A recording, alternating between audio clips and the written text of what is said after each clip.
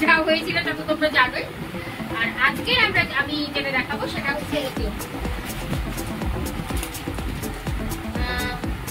Hot and spicy Korean kimchi flavour noodles challenge. ঠিক আছে, অবশ্যই আমার পার্টনার আমার বর, আমার মানে চ্যালেঞ্জিং পার্টনার আমার বর। তো চলো ঝটপট নুডলসটা বানিয়ে নিই, তারপর দেখা যাক কে জেতে কে হারে। ঠিক আছে,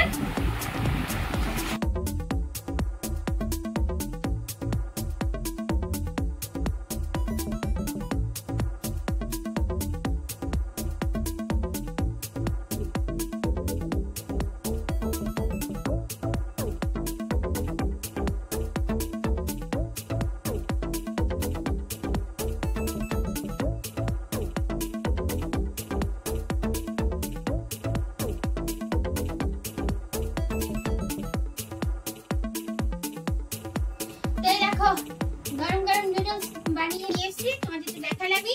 আর এই যে আমার চ্যালেঞ্জিং পার্টনার, তো দেখা যাক কে হারে কে জেতে। হচ্ছে আর কে এটা হট এন্ড স্পাইসি। আচ্ছা, আরেকটা ব্যাপার হচ্ছে যে হারবে সে যে জিতবে সে মানে 24 ঘন্টা ওই টাইম থেকে, মানে ভিডিও শেষ হওয়ার পর ওই টাইম থেকে পুরো 24 ঘন্টা সে যা যা বলবে যে হারবে তার সেই সব কিছু মানতে হবে।